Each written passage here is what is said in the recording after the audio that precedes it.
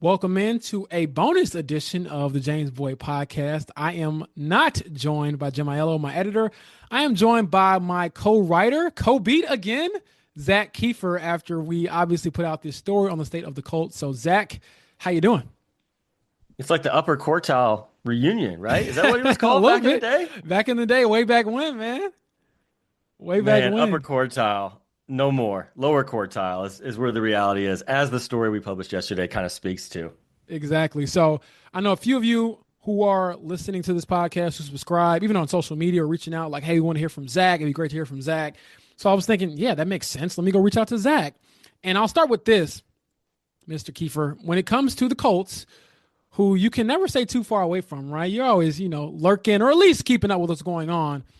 We started this march to getting to this story and putting it out when we did and all the sourcing, all this stuff. For those who don't understand, what was your perception or maybe just your curiosity when it came to what was going on with the state of the Colts?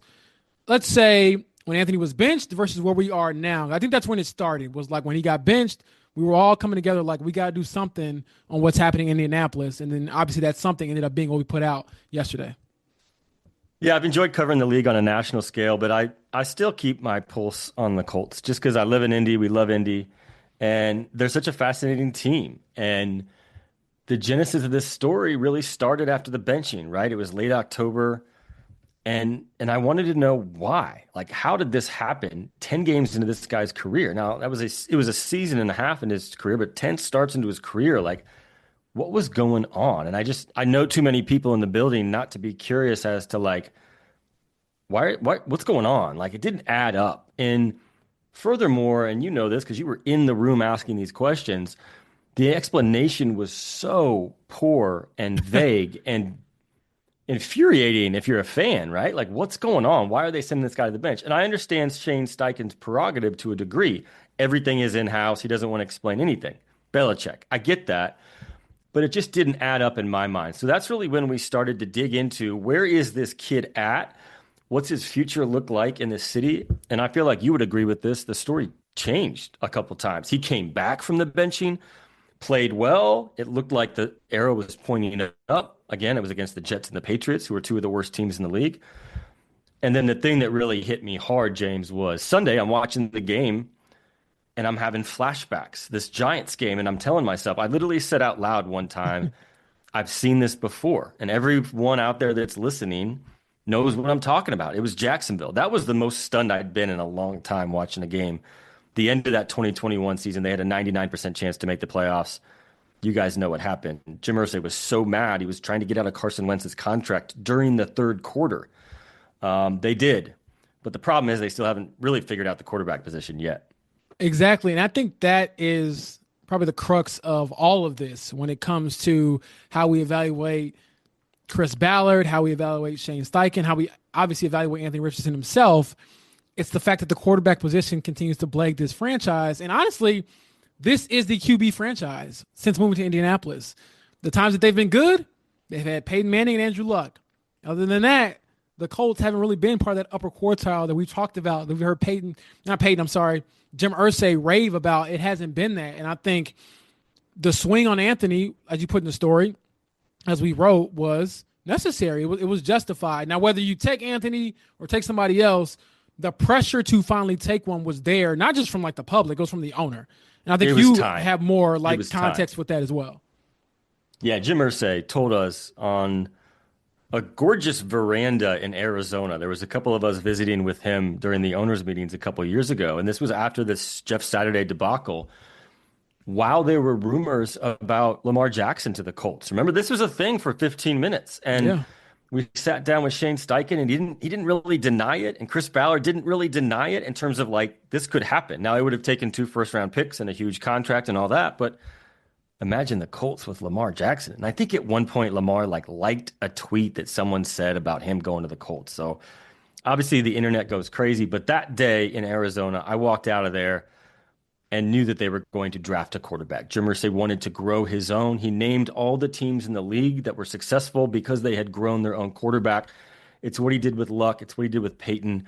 They were going to draft a quarterback no matter what. And as he revealed after the draft, not only would have they have taken Anthony Richardson number one, over CJ Stroud and Bryce Young if they had the choice. Now, this is Jim Irsay, a man prone to hyperbole. But if Richardson wasn't there, they were going to take Will Levis, who's had as much of a rocky career, if not worse, in Tennessee. So it was quarterback or bust in 2022. Chris Ballard had to pull the trigger. He had to pull the trigger. The veteran route was running. It was tired. They were exhausted. Jim Irsay was done with it. But the problem is Anthony Richardson was extremely raw, and they've learned that the hard way the last couple of years. Yes, and I think for me, again, being around the team, talking to people behind the scenes, seeing him kind of grow up in a rough way, I would say, because some people would say he didn't grow up fast enough or he wasn't ready enough. It's not just the rawness on the field, it's the rawness when it came to leadership, preparation, all those things that came out around the benching, which, to be clear, have never really been addressed. I've asked Anthony when he got benched, when he came back, what tangible things have you done? Are you staying later? Are you coming earlier? And he hasn't really said. He's just saying, I'm dialed in, I'm focused, I'm getting my system right, and which I referenced in the story from Sam Ehlinger being sort of his mentor. And from what I understand, Sam's like his guy. Sam's been the guy who's been guiding him and kind of pushing him along, which is, good on Sam for doing that. But the part I find most interesting, Zach, is when, even though when Anthony returned to the lineup, he had that great game against the Jets, balled out, the best game of his career, easily, no turnovers. He was terrific. 66% completion percentage, game-winning drive, 3 total touchdowns. He looked like the guy that could lift a franchise, but it's not enough. And I think, when you couple that with you had to bench him even to begin with, you question everything. Like, what do you mean he wasn't leading? What do you mean he wasn't preparing enough? What do you mean he wasn't, showing the right leadership qualities? He's been here not just this isn't his rookie year. This is his second year. So even though he was hurt most of last year, it's like, well, what about the other things that you were seeing that might have been red flags that you ignored? I know we had the quote in the story where it's like from the scout, they put a C on his chest. That's not him. I mean, James, you're in the locker room every day. Locker rooms don't lie. Like, you can tell. Is he a captain? Like, does he have that presence? Like, you can tell. I think that's an interesting question because when you talk to people, it's not like Anthony's heart was in the wrong place or that he was like deliberately trying to sabotage his team or not work hard. I think a lot of it is him not knowing what he doesn't know.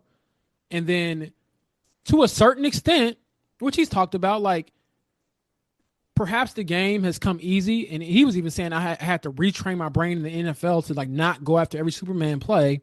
It's like when you've been Superman for your whole life and you've been told, how great you are and how all these things, work for you because you're so gifted, you may lack in some areas when it comes to those things. And so I do think that when it comes to his future, it's all a bit murkier because of not only the leadership part of it, him being benched, the tap out, obviously, which we covered extensively. And then now the latest, chapter of this is the back and the injuries there because he's going to miss the season finale against the Jaguars. He's not playing. His second year is over. And when we talked to him the other day, I knew that he wanted to get some things off his chest, just from common sense wise. Obviously, the optics around him missing last week's game, Shane not being forthcoming and kind of, being a little bit confusing in his messaging. Oh, he was just sore. Then it was spasms. And now Anthony reveals, I had an MRI and it's a disc thing in my back. And I've had back issues since my 8th grade. And so from your perspective, Zach, when you hear all that on top of everything we went through when it came to Shane's messaging, Chris Ballard's team building, they can't get over the hump, to now the franchise quarterback, or is supposed to be that guy, is saying, man, my back, I might have, quote, a chronic, injury. It might be chronic. I hope I don't need surgery. I don't think I'll need surgery.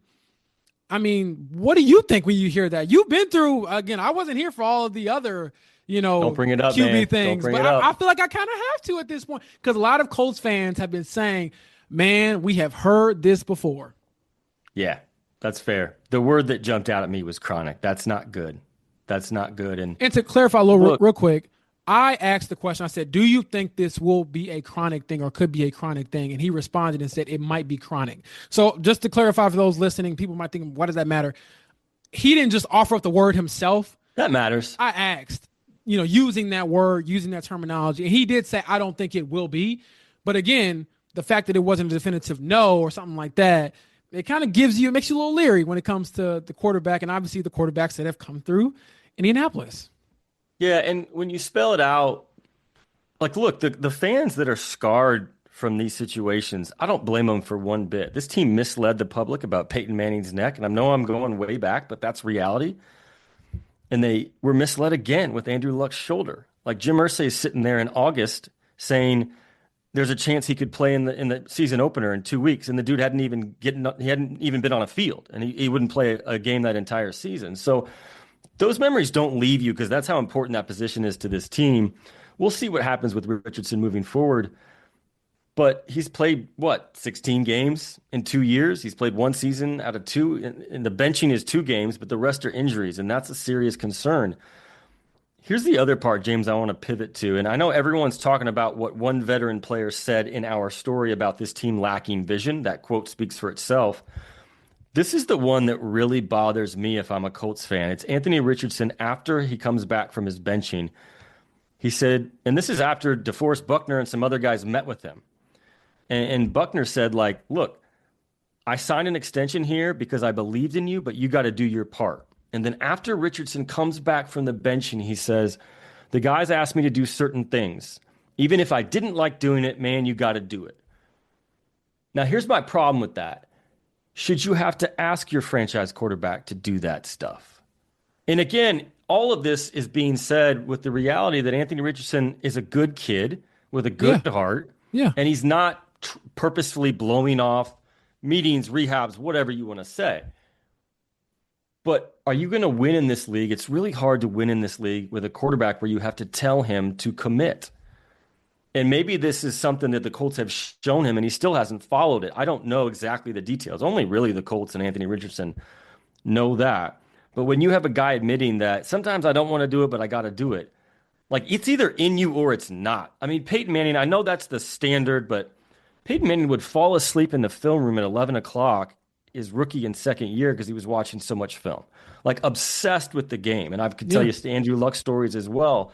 And I know those are extremely high bars, and I know that that's not fair to this kid. He's only 22. But that quote just stays with me because Anthony Richardson has every tool in the book to be a star. But if he doesn't want it and if he doesn't pour himself into it, he's going to fall in line with a lot of the other guys who just didn't meet the athleticism and the gifts that they were given. And that quote just stays with me, especially after the humbling that should have happened after his benching. Absolutely. And I will add that the tone in which he said it, I think, again, it's AR not necessarily recognizing that everything he said is going to scrutinize, everything he said is under a microscope.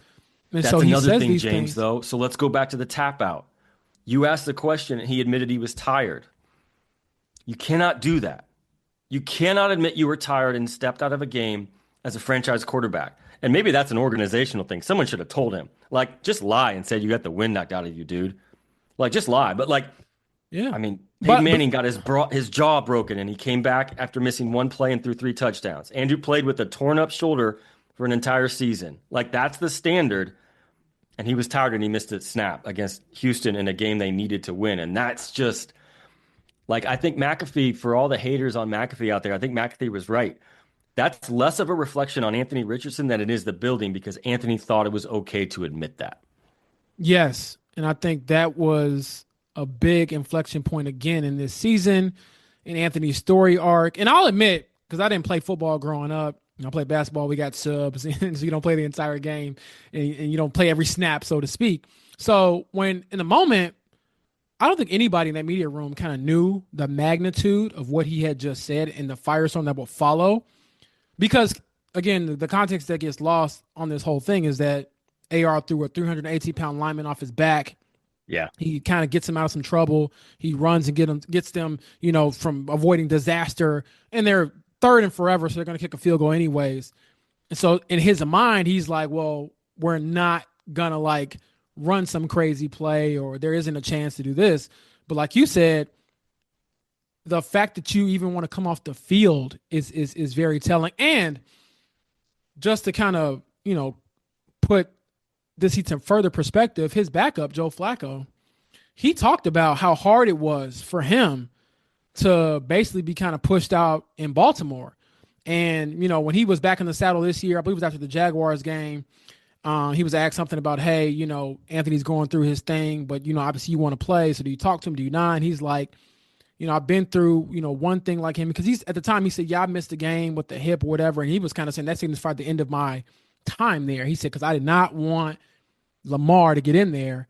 Not necessarily because he thought he was going to take his job. I think there was some pressure there too, but he was just like, that was my team. And he said that was my team. You know who said the same thing? Andrew Luck when he came back. And everybody loved Jacoby Brissett in the building. They knew it was Luck's team, but Luck resented Jacoby Brissett because he was in his spot. Yes. And I think don't. Flacco was the same way when it came to Lamar.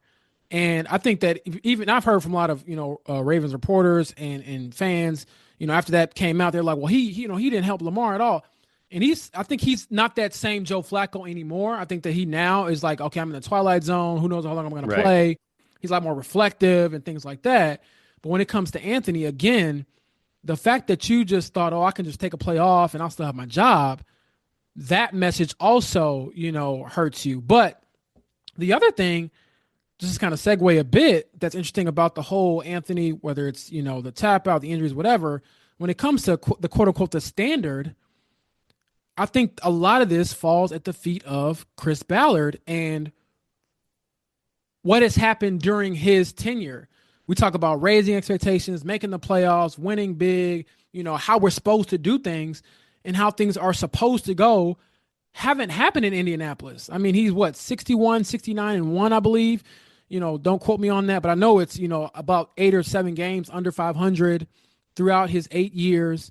As we know, no division titles, 2 playoff berths, 1 playoff win. And me and Jim Aiello was talking about this the other day for the 2020 class that got drafted, Michael Pittman Jr., Jonathan Taylor, and others who are on like their second contracts now. The biggest thing that they've accomplished during the Chris Ballard era has been almost beating the Buffalo Bills in the wild card. And that, again, wasn't like last year. That was 5 years ago, 5 seasons ago. Nothing's happened in the middle since of then. COVID. Exactly. So as someone who has also covered this GM, you hear the noise. I'm sure he hears it too. Like, how many lives do you have? What's your take on just what you've seen from what he's built versus, maybe what the least that others get around the league? Yeah, I was asked about this yesterday on Query's show, was like the infamous quote. And I think you asked the question back in August, Yeah. why should fans believe it's going to be different? And Chris, the quote was chopped down, but essentially ended it with, if I get fired, so be it. If it gets me fired, so be it. It being his approach. And I was asked by, I think it was Jimmy Cook, who said, like, is that just Ballard being arrogant, thinking he's got 10 lives and he'll never get fired? I don't think it was. I think it was Chris saying, I'm going to commit to my approach. I believe in this. And if it doesn't work, then I should get fired. Remember, this was a guy 2 years ago after that debacle that was 2022 that opened his postseason press conference by saying, I failed. I failed a lot of people. And then admitting that I fired myself 50 times during that season. So he knows what's at stake. He's probably on his 8th or 9th life. I don't know how many he has. Only one person really does, and that's Jim Irsay. This is tricky because Irsay's been all but invisible of late, and we don't really know where he's at. I do know a couple of things about Jim Irsay. One, the division is very important to him. And like you mentioned, 0 division titles, and in a very winnable division. It's not like they're in the NFC North this year where there's no chance unless you win 15 games. The Jaguars losing streak, the season opening losing streak is a huge deal to Jim Irsay. Oh no, winless streak. Because my first game alongside you was a freaking tie. My first game I ever covered in the NFL. Streak. Sorry, you're right. I forgot about that game in Houston. They would have won. Matt Ryan drove them down the field and then they missed the kick. But I don't think they're tied at the hip. And I know that's a phrase we use a lot, but in 2015, Ryan Grigson and Chuck Pagano were tied at the hip. Those were Jim Irsay's words. A year later, he fired Ryan Grigson. And I said, what happened? They were tied at the hip. And Jim said, I untied him. There are no rules. There are no restrictions on what he can do. It's his decision. Steichen's on a 6-year deal, right? Like, he's 2 years into a 6-year deal. Jim is usually very patient with head coaches. And my opinion is to untie Anthony Richardson from his head coach, more importantly, his play caller, that's just playing with fire. This kid does not need a new offensive system going into the most pivotal year of his career. They want to see more of Anthony Richardson. I've heard the Josh Allen comparison from someone in the building. Allen's stats weren't great early. I don't know if Richardson reminds anyone of Josh Allen. He's certainly had amazing highlight plays so far. His consistency is not there. His accuracy is not there. But the reality is they want to see more of Richardson. I think Steichen is back. When it comes to Chris Ballard, only Jim Irsay knows that. Do you let him stay for another year and then just decide as a group, all three of them, quarterback, coach, general manager, to cut loose? Or do you cut loose with Chris Ballard now, bring in a new GM, and have him work above a coach he didn't hire and a quarterback he didn't draft? That's what the Bears do every 4 years, and you know what that has done for them. So it's a really tricky situation. I wish we had a better read on what Jim Irsay is thinking, but we don't. I don't know if we're going to get a press conference next week. I don't know if he's going to say anything. He might not if he just decides to keep Chris Ballard. If he does, Chris Ballard's going to have to stand in front of the microphone and own another failed season, which he's done far too often the last couple of years of his tenure. Absolutely. It's funny you mentioned, hearing from Jim Irsay and obviously eventually hearing from Chris Ballard after the season. I was talking to Jim Aiello earlier, and he's like, yeah, for your last game, just make sure you kind of zoom out a little bit. It's not necessarily just like this regular game recap that we do in week 3 or week 4. And he's like, get prepared because things could happen. It's almost like for us in our roles, when turmoil happens during a season, when it's up and down, when it's just dysfunctional, change is inevitable for any franchise, but you just never know here. I've learned a lesson very, very hard throughout my first 3 years on the beat. And so all that to say, it's like prepare yourself for what could happen where, now it's like you're in game 7 mode, you're in, big league mode because this is when the stuff that really matters starts to happen. Like no one really cares what happens on Sunday. Obviously there's guys out there playing for their jobs, their reputations, their pride, and I respect all of that.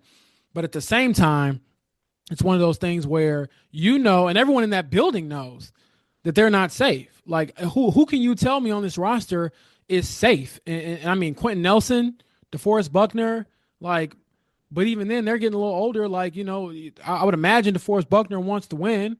I would imagine, a guy like Quentin Nelson wants to win, who Andrew Luck still loves to this day, wants to win. And so you have to, ask yourself what's going to happen. And we'll get hopefully some answers here soon. The other thing I wanted to pick your brain about, though, when it comes to this franchise is looking at Shane. And then we talked about the messaging a little bit. But even, did it surprise you early on that Anthony was so much of a drop back passer this season? Yeah. Felt like they put a governor on him. And I'll be honest, I really bought into Shane Steichen last year.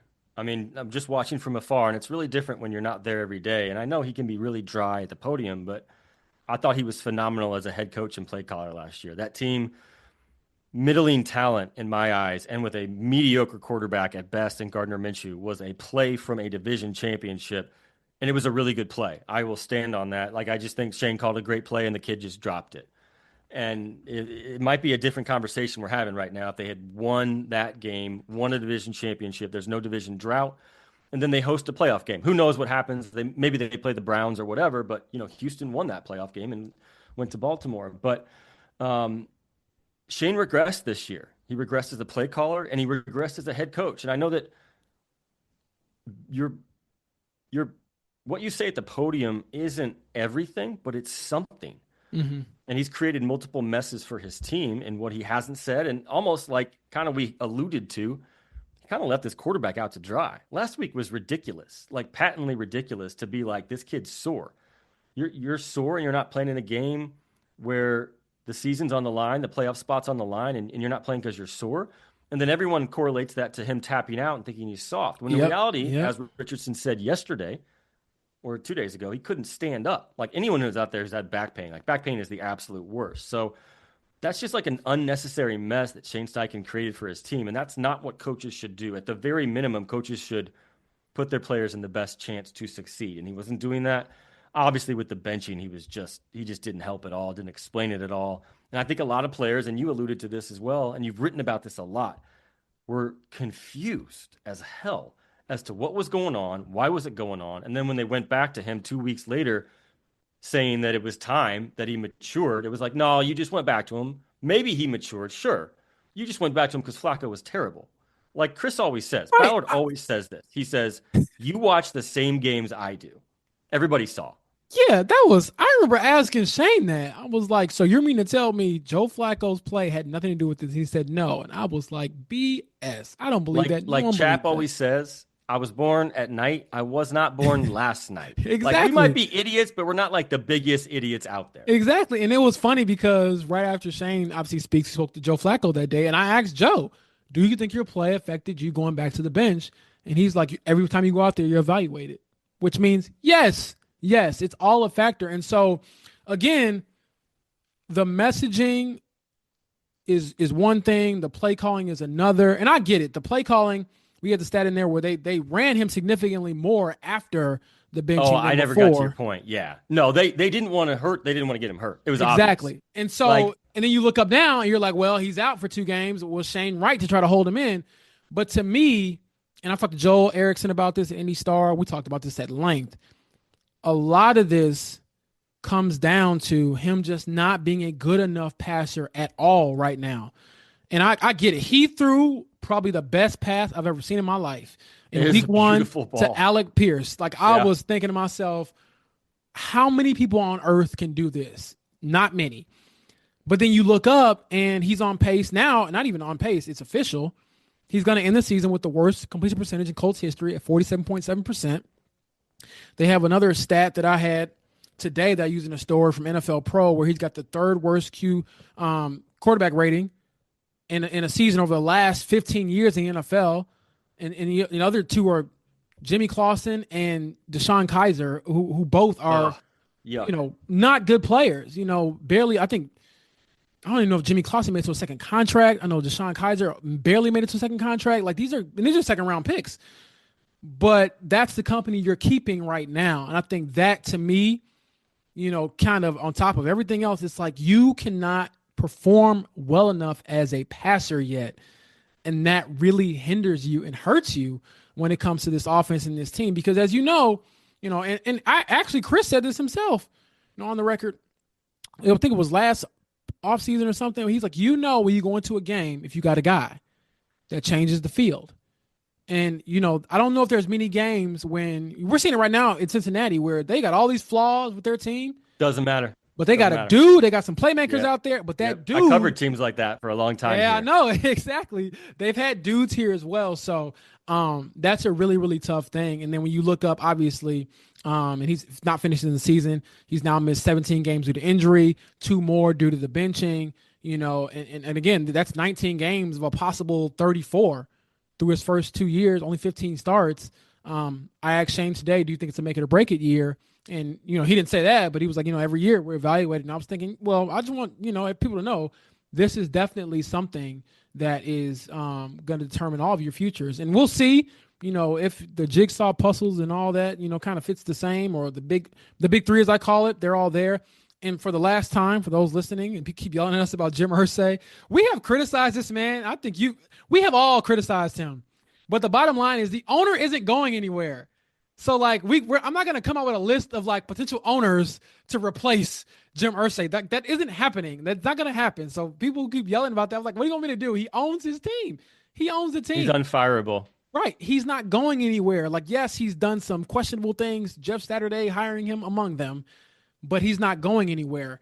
And I think the last thing that I'll hit on and kind of get out of here is we talked about AR, we've talked about Shane, talked about Ballard and all those things. But the one thing I think that was not most damning, but really damning just at that point in the season, and especially after that Giants loss, was the fans tagging me in Zaire's podcast when he goes on the podcast and he says, this is the 5-year captain, the same 5-year captain that the team said, hey, when Anthony arrived, they said you need to, follow 3 guys. It was Shaq, Buck, and Zaire. Shaq's gone. DeForest Buckner's still here, obviously, doing an honorable job. I think he's honestly probably the most respected player in that building.